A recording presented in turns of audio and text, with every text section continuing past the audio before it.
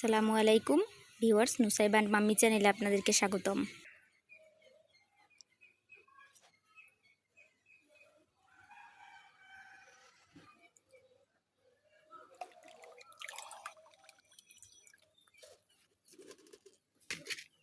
আলহামদুলিল্লাহ অনেকগুলো মাছ উঠছে, দেশি ছোট ছোট চিংড়ি।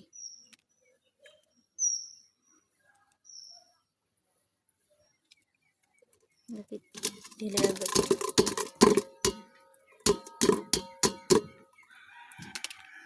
এর ভিতরে কিছু পানি দিয়ে দিব।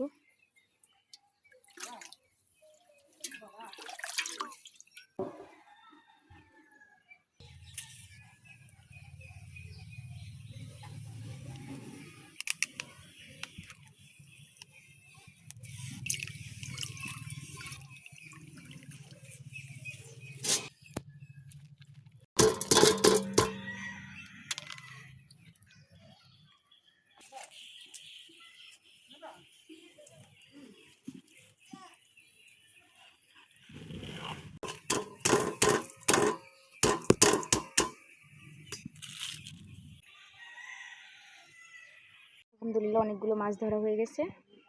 এখন এগুলোকে কেটে নিব। গুঁড়া চিংড়ি মাছ সব রান্না করব না, ওখান থেকে অল্প কিছু মাছ নিয়ে আজকে দুন্দুল দিয়ে রান্না করব। এগুলোকে ছুলে এভাবে কেটে নিয়েছি। দুন্দুলের সাথে আলু দিব, এই জন্য কিছু আলু আগে থেকে সিদ্ধ করে রেখেছিলাম, এগুলোকে কেটে নিচ্ছি। দুন্দুল খুব দ্রুত সিদ্ধ হয়ে যায়, তরকারিটা রান্না করতে বেশি সময় লাগে না, এই জন্য আলুগুলোকে আগেই সিদ্ধ করে নিয়েছি। চিংড়ি মাছে এখন হলুদ আর লবণ মাখিয়ে এগুলোকে ভেজে নিব।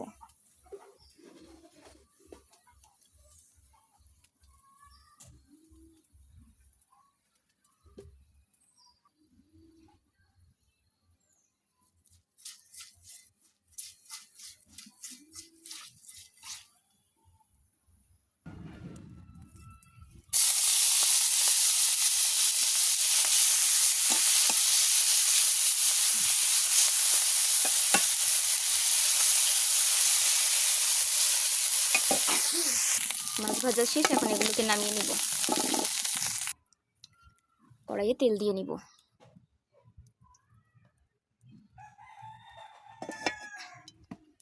এখন এর ভেতর পেঁয়াজ দিয়ে দিব।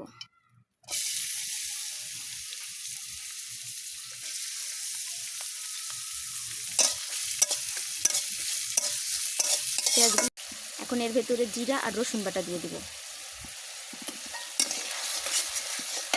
এখন দিব হলুদ, মরিচ আর লবণ।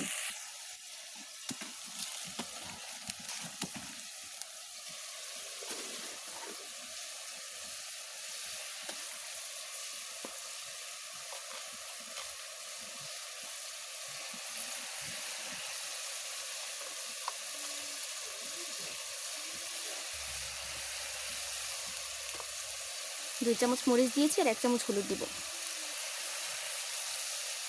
এখন ভালোভাবে মশলাগুলো কষিয়ে নিব।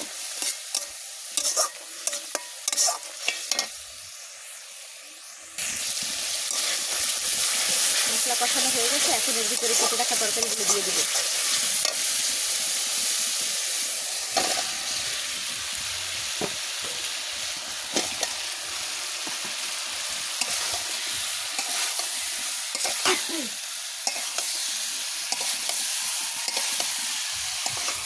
এখন এর ভিতরে চিংড়ি মাছগুলো দিয়ে দিব।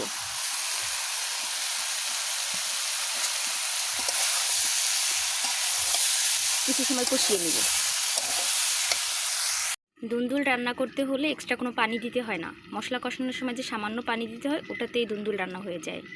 আমি দুন্দুলগুলোকে ঢেকে দিয়েছিলাম, দেখেন কি পরিমাণ পানি বের হয়েছে। এভাবে ঢেকে কিছু সময় জাল করব, এতে পানিটা বের হয়ে আসবে, ওই পানিতেই আবার দুন্দুল সিদ্ধ হয়ে যাবে। রান্না শেষ, দুন্দুল দিয়ে আলু দিয়ে চিংড়ি মাছ। এখন অন্য একটা পাত্রে ঢেলে নিব।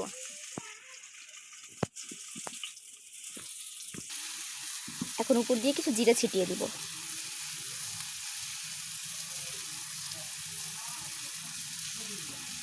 রান্না হয়ে গেল।